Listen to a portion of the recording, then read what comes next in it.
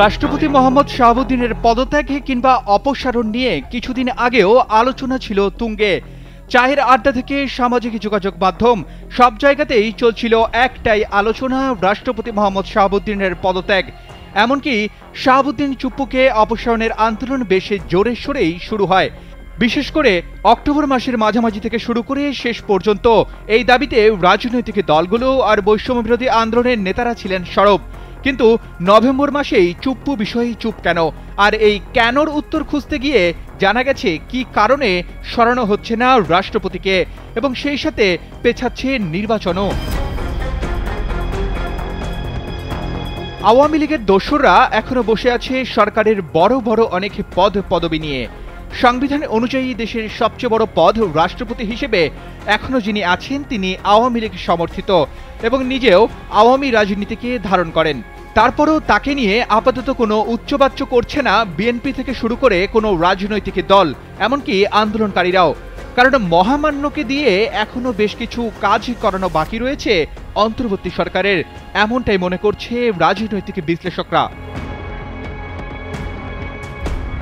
সংস্কার থেকে শুরু করে বদলা বদলি, গত 15 বছরে রাজনৈতিক মামলায় আটক ও শাস্তি ভোগ করা রাজনৈতিক নেতাদের মুক্তি, মামলা থেকে খালাস অনেক কাজই বাকি মহামান্য রাষ্ট্রপতির। যে আইনে নিজেরা ফায়দা লুটে বেশ আরামায়েশে ছিলেন, সেই আইনে সুবিধাভোগীদের শাস্তি নিশ্চিত করাও বড় একটা কারণ বলে মনে করছেন সচেতনরা। অন্তর্বর্তী সরকার কিংবা নতুন নির্বাচিত সরকার নয়, চুপ্পুকে দিয়েই কাঙ্ক্ষিত কাজগুলো করিয়ে নেওয়ার জন্যই নাকি রাখা হয়েছে চুপ্পুকে, এমনটাই শোনা যাচ্ছে বিভিন্ন মহল থেকে। এদিকে হাসিনা সরকারের পতনের পরপরই বাংলাদেশের জনগণের সবচেয়ে বড় স্বপ্ন হয়ে দাঁড়ায় অবাধ, নিরপেক্ষ আর সর্বসাধারণের অংশগ্রহণমূলক নির্বাচন। কিন্তু সেই নির্বাচন কবে হবে সেটা নিয়েও চলছে টালবাহানা। শুরুতে বিএনপি সহ সব রাজনৈতিক দল ইউনূস সরকারকে নির্বাচনের পথে হাঁটতে চাপ দিলেও এখন সেই অনুরোধ কমে এসেছে। এক্ষেত্রেও গুরুত্বপূর্ণ কয়েকটি কাজ শেষ করেই নির্বাচন অনুষ্ঠিত হওয়াই শ্রেয় বলে মনে করছেন রাজনীতি সচেতনরা। অন্যদিকে আন্তর্জাতিক অপরাধ ট্রাইব্যুনাল করে বেশ তাড়াহুড়ো করেই জামাত আর বিএনপির নেতাদের সর্বোচ্চ শাস্তির রায় ঘোষণা করা হয়েছিল। কার্যকর করা হয় সেই রায়ের। রাজনীতি নিয়ে যারা ভাবনা চিন্তা করেন তারা বলছেন, আওয়ামী লীগের তৈরি ফাঁদে তাদের বিচারও দ্রুত করার চিন্তা থেকেই নির্বাচন নিয়ে কোনো স্পষ্ট ঘোষণা আসছে না।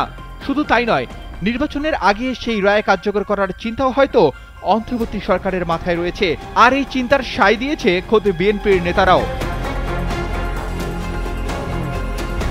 অন্তর্বর্তী সরকারের আমলে হাসিনা থেকে শুরু করে তার দোসরদের রায় হওয়া এবং সেটা কার্যকর করতে পারলে নতুন নির্বাচিত সরকারের কাজ অনেকটা কমে যাবে বলে মনে করেন বিশ্লেষকরা। মূলত রাষ্ট্রের সংস্কার থেকে শুরু করে বেশ কিছু গুরুত্বপূর্ণ কাজের জন্য রাষ্ট্রপতিকে আরও কিছুদিন থাকতে হবে, আর বিচার কাজে শেষ করে সেটা কার্যকর করার পর নির্বাচন অনুষ্ঠিত হবে, এমনটাই মনে করছেন সচেতনরা। Arman Ali, Daily Sun.